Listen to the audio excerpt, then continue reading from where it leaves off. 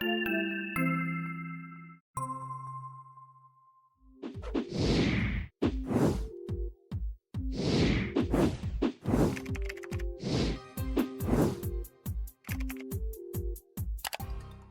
back, Richard. It's good to see you this morning.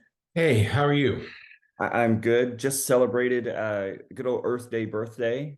Oh yeah, yesterday was Earth Day, right? Yeah, Yeah. it was a nice day. It was well, Birthday and birthday. yes, both happening all at the same time. So, Right. Yeah. um, now, so last week we talked about some of the finances behind vouchers. And we're even a little bit late getting this podcast recorded and posted because we've been Tell them sorting the through truth. we've been sorting through stuff and trying to understand where all this stuff is coming from. And so we maybe have some thoughts, at least not answers, but some thoughts about a few additional questions. So we're going to talk about that today. Just talk about a little bit more about the vouchers and some of our concerns. Yeah, Florida's about to launch enter a whole new world here that the United States has never done before. This Right. has never occurred. This has never happened in the United States. And we thought, well, let's try to get some understanding because it's going to affect every school kid and every family in the state of Florida. Right. One of those things that will affect everybody. It's set up to provide every family with resources. And so we thought, well, given the magnitude, given the importance of this thing, maybe we ought to talk about it. What we found out was it's incredibly complicated, Right. far more than we're going to be able to unravel here. And so we learned very quickly that the financial aspects of this bill are way beyond anything that we're going to sort out here. Right. Well, and I think that the key behind that is that there's just really no clear answers. You look in one place and it says it's going to look this way and it's going to have this much money connected to it. And then you look over here and it's a little bit different, and that there's these other resources or some other resources that aren't mentioned. And it's like you can't figure out what is the reality of it. And the other part is that, as you said, this has never been done before. And Right. That's so very often the goal, I think, that some government officials have, is that they want to be the first to do some of these, what they hope will be innovative and future directed ideas.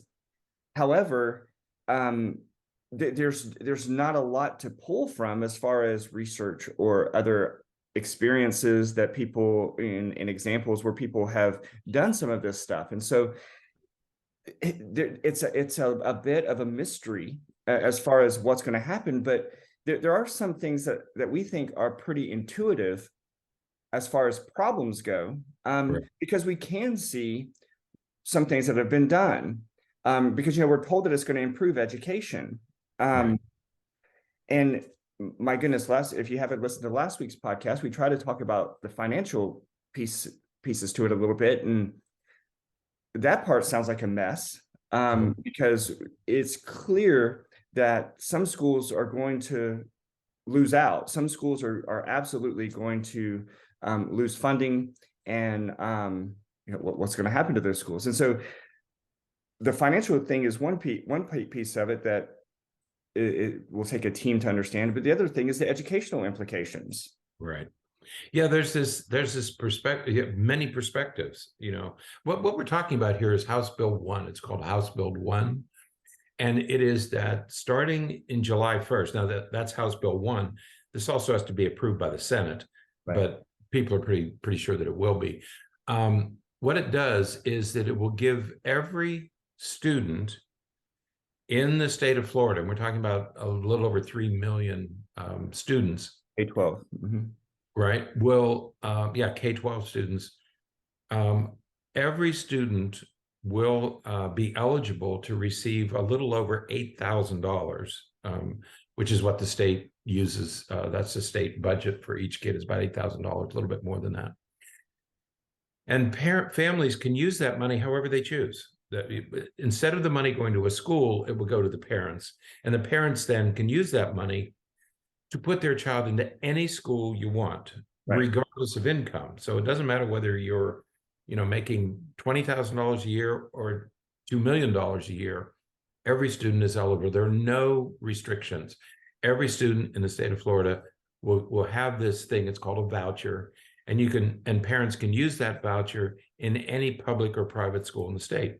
Right. Okay? And there are already some vouchers here in Florida because, if a student has special needs, or if there are some particular circumstances regarding the student's school, or some interpersonal issues between students, like if a student has been bullied, or there's some social issues at the school, in those cases, there are scholarships and opportunities for students to be able to change schools. Not necessarily, not always that same amount of money attached to it, but it eventually gets there because of the way. The important part of these vouchers, and that just over $8,000 that you were talking about, is because that money goes, if a student wants to go to a private school, that's where the money part comes in to be really important. Because if a kid goes from one public school to another public school, it's not like the parents are given $8,000 to do something with. It's just that money shifts from the one school's budget to the other school's budget. It really comes into play when a student wants to go to a private school. And so if the tuition for the private school is $16,000, which many of them here in our area is, then that voucher would cover about half of that tuition, and then the parent would be responsible for the other half. So, traditionally, if you wanted to send your children to a private school, you still pay property taxes, which is what funds education in the state of Florida. But you had to pay extra to send your child to a private, but that was your choice. Okay. Right. Now the state is going to give you that $8,000 and say, here, you can take this money and put it someplace else. The question becomes, is that money being taken out of the child's regular school, right, or what we call a neighborhood school? Okay. Because right now in the state of Florida, we have neighborhood schools, magnet schools, and charter schools. Okay. And the magnet and charter schools can attract kids from anywhere in the county, anywhere in the state, actually, but anywhere in the county. And so the question becomes, does the money follow the child? If the money is given to the parent, is it taken out of the neighborhood school's budget? And I don't know the answer to that question. Right. And it would seem as the way that they're talking about it, that seems to be the case. And again, those financial implications seem to be pretty significant, but the whole idea is to create competition, right? To create competition, to say, well, if your school, if a principal or the building staff is able to improve a school well enough, it's going to start to attract students, and then students are going to want to come to that. Parents are going to want to send their kids to that school, and so the school is going to perform better. And it's the same kind of shopping for schools that parents do when they're shopping for groceries or shopping for anything else. And the idea is that shopping, that competition is going to make schools better. That's sort of the theory behind it. Yeah, the logic behind vouchers is, if you give parents money to shop for the best school, for a school, I don't want to say best school, for a school for their child, that choice in turn will create competition, and competition in turn will make all schools work harder. All right. That's the logic behind this thing. But that's an economic theory. I mean, that came out of the University of Chicago, this idea that competition makes everybody better. Okay.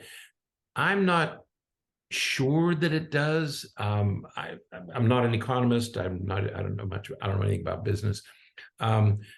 But if you've tried to buy health insurance, that's supposed to be a competitive industry, or internet service. In our county, if you want to get internet service, you have one choice right now, right? Okay. Right. So they say competition is good. How about a nursing home? Do nursing homes compete? I don't think they do. Right. Or even medical care. Where do you go? So people say, well, competition makes everything better, but I'm not sure that it does in any field. But I wonder, especially, will competition work in education? Right. And that's And the big question right, because, if we're looking at sort of big question number one, does this school choice, will school choice make education better? Well, right. we already have somewhat of a model for that. We have school choice, correct. And what we know and what we have seen is that for some, yeah, it does really great because they work on a lottery system. And if your student is lucky enough to have their number drawn to be able to go to one of these um, choice schools, one of these schools that do perform very well because they have these additional resources and things like that, then yeah, that student's going to do, likely do well because they're going to have those opportunities. Now, Right. that means that this parent has to transport that student to that school. That means that, the school that student would have gone to now loses that strong student. And so for some, yeah, maybe it helps, but for others, Yeah, probably we not. have we in our county we have what are called magnet schools with elementary and middle schools, especially. And the idea was to make the schools so good, Mhm, whatever good, no, we have to be careful what we mean by good, mhm. but to make a school so good that parents will be drawn to it. Right. And that's the magnet part. They'll be drawn to it no matter where they live, no matter what they have to do. The school is so good. That's great for that school. But there aren't enough of those schools in the Mhm. county. They build one they build one or two in Lakeland. They build one in Bartow. They build one in Winter Haven. But there aren't enough places, so it's done by lottery. Right. Okay, so if you're lucky enough to get a number, if your child is lucky enough to be chosen, then you're in good shape because you get to go to that school. Okay, you also have to be able to get your child there and back. Okay, or if you are wealthy enough to send your child to a private school, then the money can be used to supplement your tuition costs. Okay, so if you have money, if you have parents who are concerned, and if your number comes up, so what we have here in the United States is arguably the wealthiest country in the world. We've reduced education to a lottery system. If you're lucky enough to have your number selected, you go to a good school. If not, you sort of get stuck in your neighborhood school, which may or may not still be good. Okay. What are you escaping? Right. If you're escaping that school, why are you escaping it? Because you want to be at these premier academies. Right. But we don't have enough premier academies for everybody. So we're going to do it by lottery. Okay. Right. So, Yeah. yeah. And So it'll be good for some. It's good for some kids. Absolutely. And so, but that leads us to the second big question, and that is, does school choice make the schools better? And Right. again, I think what the evidence that we have so far is that it makes some schools better, That's but right. and to me, this is where schools are very different than other areas of business. You can't look at schools in the same way that you look at a business. We were chatting before we started to record, and we used the example. And I think even while we're talking, I said that I'm not going to use this example, but now I'm going to use it anyways. I Because wondered if you were going to be able to contain yeah, yourself. but we look at car dealerships or car manufacturers, and we think, yeah, some people prefer Ford over Chevrolet or over Toyota or some of these other companies, but all of those companies, for the most part, they have the same natural resources. They have the same base resources that they use to manufacture their vehicles. Mhm. But if one company has high grade steel, those really good resources coming in, and another company has aluminum and very poor materials coming in, clearly one company is going to perform better than the other. And so Mhm. when you're looking at schools, Right. schools can't be compared to other businesses because they don't have the same things coming into it. and it does feel horrible to say this, and I hate thinking about it this way, but there are some schools who, because of where those schools are, the students that go there have maybe less opportunities, they have fewer resources because of the economic disadvantage in the area. They may have an increased number of students with learning disabilities or other limitations. The students going into those schools, from the perspective of how well the school performs, the students going into those schools just aren't going to be capable of performing as well as students who come from areas that are affluent, who have plenty of resources, who have had additional resources since the moment they were born. Those two schools have different natural resources, and to compare them, we've talked about the problem with school grades and things like that. We've talked about that for years, but to compare them and say, okay, now this is going to make these schools equal, balance. That's insanity. There's no way that you're going to be able to do that. Right. That's right. And so, the first question is, does it help the student? The second question is competition, is this choice, this idea of choice, going to make schools better? Yeah. If you can select and retain the students, then if you get to select the students you want, then that school's going to perform better. If you get to keep out the students who are struggling academically or struggling behaviorally, that school's going to get real good because they get to select the students who are there. So competition will make some schools better, but it's going to leave those disadvantaged students in some other school. Right. And that other school is going to have a very hard time performing at a high level just because of the students who are there. Right. Okay. So the third question goes right into that. Are you going to have enough high quality schools? You say, well, they'll compete for schools. Okay, so will there be enough good schools to accommodate all the people who have vouchers? I mean, theoretically, there's going to be almost 3.5 million kids. There'll be 3 million children looking for a school to go to. Right. Well, will there be enough of these high achieving academies to absorb all of them? And what I'm reading is there's nothing in the bill that says we will have enough places.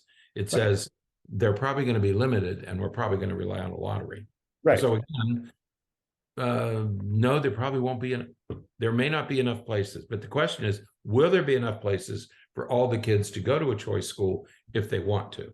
Right. Here in our town, we have lots of examples. And one that we've written about before is a comparison of these two schools. One is a magnet school and one is a neighborhood school. And there's all these additional resources that go into the magnet school because it has attracted, it's created this high quality education, even though it's in a more challenging and poorer area of town. It's attracted really strong students, and so that school has lots of resources.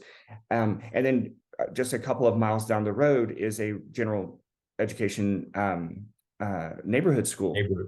When you compare those two schools, there is no comparison. The one school, the magnet school, does far superior to the other school, which it should, but that school only has so many desks. It only has so many seats that it can have. Other students are going to have to go to that other school. And there's nothing that we can see in the bill that says, well, we're going to provide additional resources to these other schools to bring them up to the good standards that they should be at.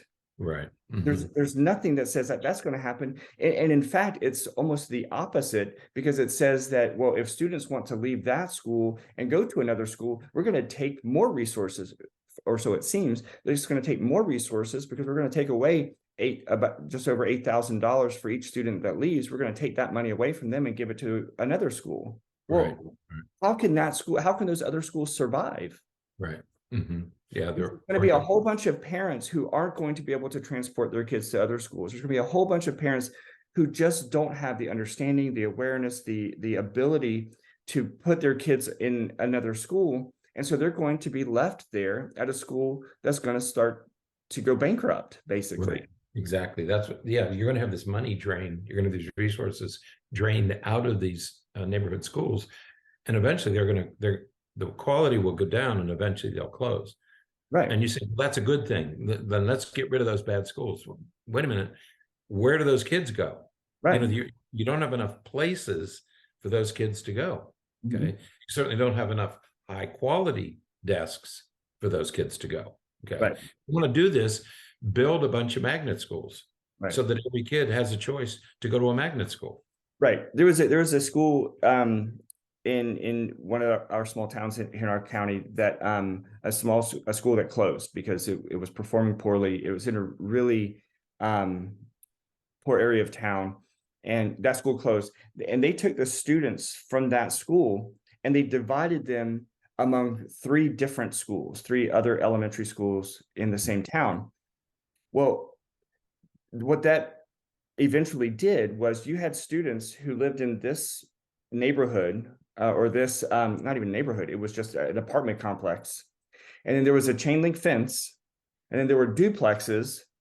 The students in the apartment complex, they went to one school, and the students in the duplexes right next door, like, you know, not even necessarily 100 feet away, go to another school, a different school, and they're bused in all these different places.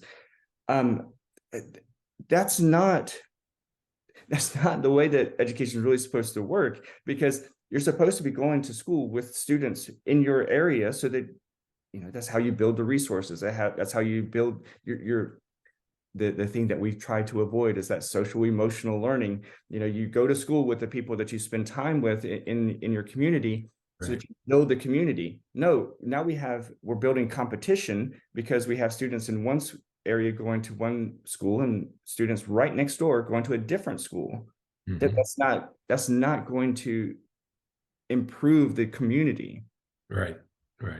And make each school better. We're going to talk about that as we go through this. We're going to talk about that toward the end. Okay. So question 4 then is, what do you do with the students who are left behind? You know, who is going to build a school that attracts the underachievers? Who's going to build a school that attracts the students with emotional and behavioral problems? Where does a child with autism, who wants that child who's a behavioral challenge? Do I want to build a school for those kids? In fact, we have some of those schools and they're not doing well, because what you do is you bring all these kids in one place who have problems. That's not an educational environment. Right. I mean, those are very, very difficult kids to manage. Those are not going to function like traditional schools. Right. You can create schools for them, but they're not going to be high quality schools. They're going to be maybe better than the public school, or maybe better than a regular school, because your child, but now you're going to put all those kids with behavior problems together. Well, it's better than the general education school or regular school from the perspective of managing the student's behavior. Yeah. But when it comes at least they're not disrupting other students. Right. But it's not, they're not going to be making the same academic gains, because it's going to have to slow down. The curriculum is going to have to slow down, which may be what those students need. But then you get to, you know, again, funding is so often based upon how well the school performs on testing, and those students just aren't going to perform well on testing. And so there's all these nuances that are problematic. We haven't even talked about students who are homeless. I mean, there's a large population of people in our state that have housing insecurity. They don't know where they're going to sleep tonight. And what about those students? Yeah. You know, what happens to them? Yeah, but where are they living? Can they even access these things? And even I don't know. I don't know what you do with the homeless. Okay, I don't know. And what do you do with children with special needs? Right. You know, are they going to have places to go? Are we going to create schools? Are we going to create institutions? I mean, you're almost saying that these kids aren't going to be welcome anyplace else. So kids with special needs, I guess, are going to end up in their own private schools. That's what we tried to end, you know, just a few decades ago, that we didn't want kids segregated in institutions. are we inadvertently, is this going to be one of the unintended consequences that we're going to take all the kids with behavior problems, all the kids with special needs, and they're going to have to be shunted off to other places because nobody wants them. Nobody wants to compete for them. Right. Okay. They're talk about being left behind. So the only way, the choice, it seems to us at least, now, and we're not educational experts in that regard, but it seems to us that the only way choice will work is if you have enough places so that we can offer every student to get to theirs, first of all, that there are enough places for the kids to go to, and we have transportation to get them there. Because if you set up a system where if the school I want to go to is 10 miles away, right, but I'm a single dad and I work full time, I can't get my kids to that school. right. So I don't have a choice, right, because I'm a single working parent. On the other hand, if you say, well, we'll provide transportation for all of you, then who pays for that? Right. I mean, you're going to have an increased cost. Is that built in? No, right now, I don't know whether it's built in or not. But if you're going to have choice, then let's make that choice the same for everybody, not for the lucky few who win a lottery, not for the lucky few the parent who doesn't have to work, who can provide transportation and who has a vehicle and who has the money. So let's think through this very carefully, because choice will only work if everybody has an equal opportunity. Anything short of that, you're going to perpetuate this two-tiered system that we have today, where we have the elite academies that are working great for some kids and some schools, and then you have everybody else struggling to make it. Okay? Right. And so we don't want to do anything that perpetuates that two-tiered system, because that's antithetical to what the founding fathers, or at least the second generation of founding fathers, said, that we want to educate all citizens. Right. Absolutely. And so, as we look over the past few decades and we see what has happened, how things have evolved from, even if we go back to, No Child Left Behind, and some of those policies that were written with the goal of making the focus in schools much more narrow. Remember, it wasn't that long ago that many schools got rid of things like recess and art and music, and to some extent even PE. Most kids don't have PE every day. At many elementary schools still now, even though they're technically supposed to, not all schools have recess for elementary age students, at least not recess every day. So, we've taken those things, so many of those things have been taken out of schools, and I agree that many are trying to put them back in, but policies like this, our fear is that we're going to start going back to, okay, we're going to have to take that stuff out because we want to be a high achieving, excellent school so that we can attract students. The schools are going to have to start making decisions that's going to pull those students to them. Right. So they're still going to make those decisions. Yeah. Earlier in the podcast, I mentioned that, what do we mean by a good school or a high performance? When we say, well, the best schools, or we want to create good schools, or we want to create effective schools, I don't care which word you use. Right. What are you measuring? What do you mean? Do you mean a school that has high test scores? Do you mean a school that has no behavior problems? Do you mean a school that has adequate playgrounds and resources? What do you mean when we say, well, parents will pursue good schools? What do you mean by a good school? And I'm guessing that a good school is a school that's quiet, that's orderly, that has no behavior problems. Mm-hmm. Well, then you're talking about selecting a certain kind of student body. Right. I mean, you can't do that by opening up your doors to everybody. That's what a neighborhood school is. It opens its doors to everybody, and they make it work for everybody. Right. But if you're going to say best school, are you doing test scores? Are you doing quiet? Are you doing orderly? What do you mean by the best school? Okay. Right. And what we've done over the past, as you were saying, over the past 30 years, we've created a school where all we focus on are these basic skills. All we want to teach is we want to focus on math and reading. We'll do the other stuff later. There was a time when teachers in elementary schools did not teach science and social studies because it wasn't reading and math, and they were being graded. Teachers in schools were being graded on reading and math scores that their students were doing on end of year tests. And so, well, if that's what I'm going to be graded on, that's where I'm going to spend my time. So again, it's what are you measuring? What do you mean by best? You mean the best test scores? We can create that, but you're going to get rid of art, music, PE, and anything else that's fun because you don't have time for that. We did away with field trips until after the testing was over. We did away with field trips. We don't go on field trips anymore until after the tests have been taken, okay? And so anything that might be smack of fun or enjoyable, you got rid of. Recess, or that didn't help test scores. Music, that didn't help test scores.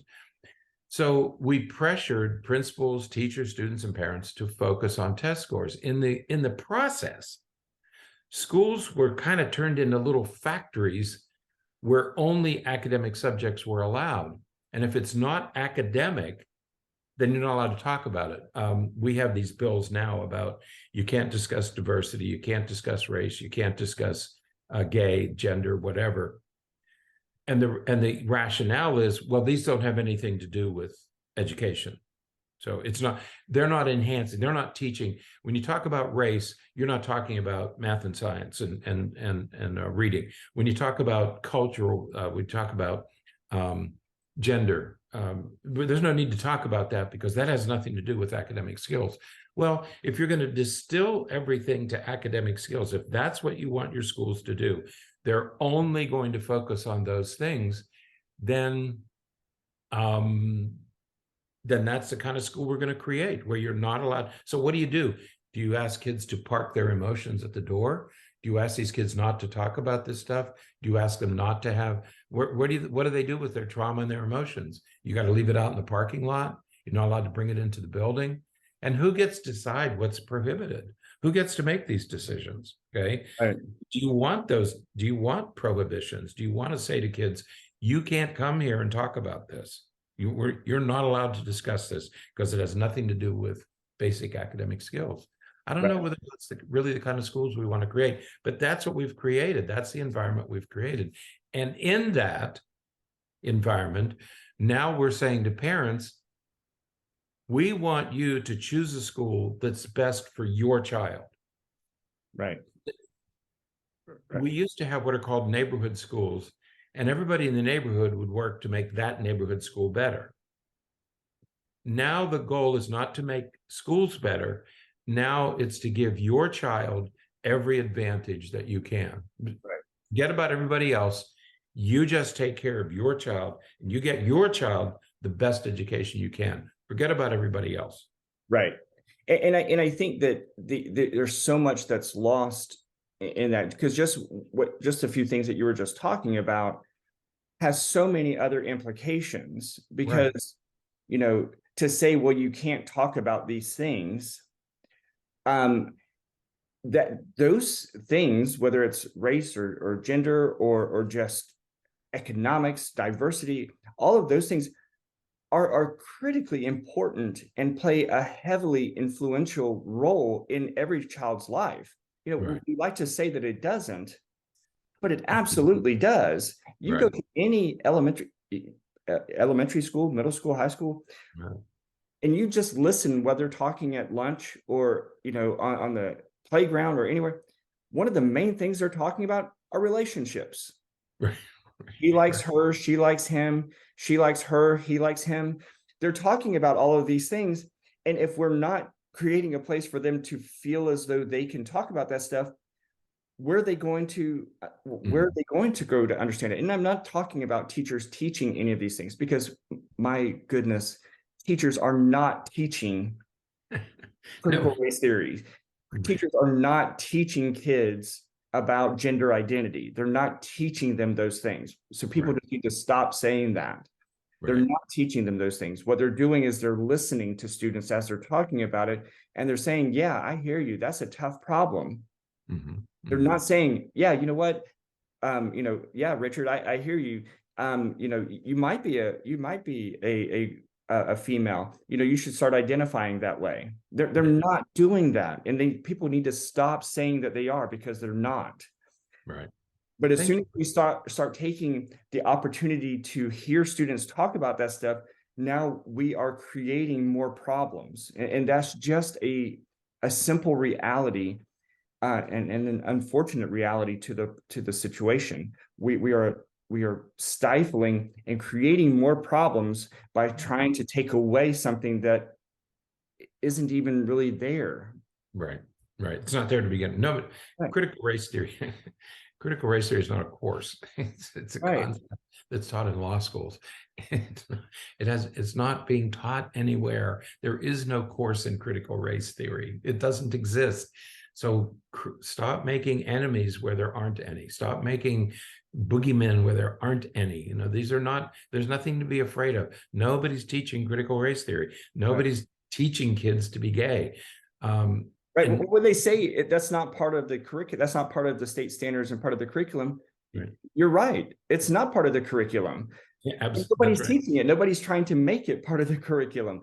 So there's no need to get rid of the library book that talks about it doesn't mean that a teacher's teaching it. It's just giving a student the opportunity to read a book that helps them understand themselves better. My goodness, isn't that that's part of what schools are all about? Used to be part of what schools were about. That's right. And in middle school, you have kids going through this identity crisis. It's just part of their normal teenage development. But we're not allowed to talk about that at school. Right. What kind of schools? What do we want? Because schools are a core education is a core constitutional responsibility of state government. I mean, part of every state government is to provide a quality education to all students, all students. If you create a system that provides quality education for some, but not all, you're technically in violation of your state's constitution. And that's, I fear, what we're creating here. I would like to be proven otherwise. I would like for these bills, as they make their way through the legislature, as they get put into law, that they are designed to provide quality education for all students, not just those who are lucky enough to have their number drawn in a lottery. Okay.